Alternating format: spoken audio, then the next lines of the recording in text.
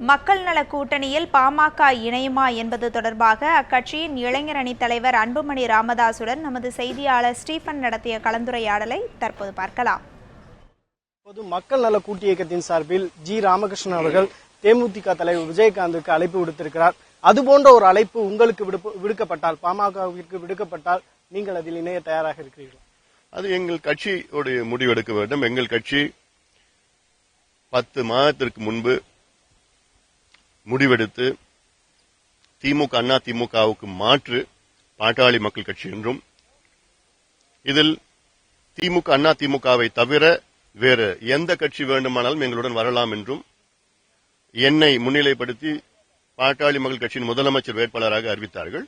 அதன் பிறகு நான் பல மாவட்டங்களுக்கெல்லாம் சென்று மக்களை சந்தித்து மிகப்பெரிய ஆதரவு எங்களுக்கு வந்து கொண்டிருக்கிறது. ஆக எங்களுடன் யார் வேண்டுமானாலும் வரலாம். தமிழக முதல்வர் ஜெயலலிதா அவர்கள் வாட்ஸ்அப்பில் ஒரு தகவலை பதிவு செய்து அதனை வெளியிட்டிருந்தார் ஒரு செய்தி அறிக்கையாக. இந்த முறையை நீங்கள் எப்படி பார்க்கிறீர்கள்?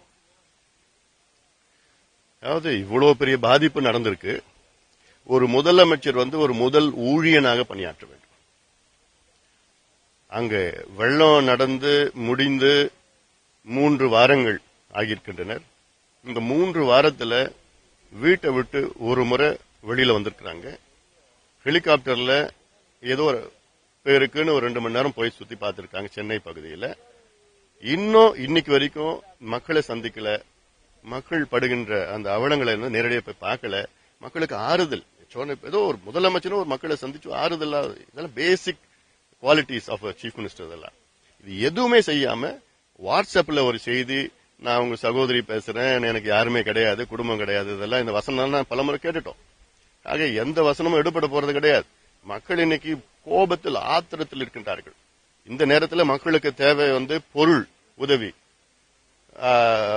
ரிலீஃப், ரீஹாபிலிட்டேஷன், மீட்பு பணிகள்லாம் வேணும், குடிநீர் வேணும், உணவு வேண்டும், மின்சாரம் வேண்டும். அவருடைய வாழ்வாதாரத்தை பற்றி கேள்விக்குறியார் இந்த சூழலில் அவர்களை சந்தித்து ஆறுதல் கொடுத்து இதெல்லாம் செய்யணும், திட்டங்கள்லாம் வகுக்கணும். இதை விட்டுட்டு வாட்ஸ்அப்ல செய்தி போட்டு ஒன்னும் ஆக போறது கிடையாது. இல்ல அதெல்லாமே வேடிக்கை என்னன்னா, அந்த வாட்ஸ்அப் செய்தியை இன்னைக்கு நாடாளுமன்றத்தில் அதிமுக நாடாளுமன்ற உறுப்பினர் அந்த வாட்ஸ்அப் செய்தியை படிக்கிறார்.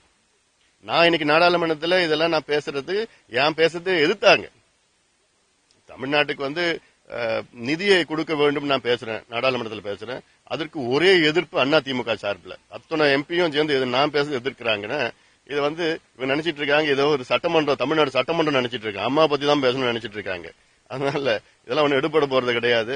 மக்கள் இன்னைக்கு மிகுந்த கோபத்தில் இருக்கின்றாங்க. நிர்வாகம் கிடையாது, அரசாங்கம் ஸ்தம்பித்து இருக்கிறது, எதுவுமே ஒரு லீடர்ஷிப் கிடையாது. அதனால இந்த நேரத்தில் முதலமைச்சர் குவாலிட்டினா எப்படின்னா, நேரம் இறங்கி மக்களை சந்திச்சு எடுத்து பார்க்கணும். ஆனா இதெல்லாம் விட்டுட்டு வீணாக இது மாதிரி வாட்ஸ்அப் செய்திகளையோ விளம்பரம் தேடுறதுலாம் அவசியமே தேவைப்படாது.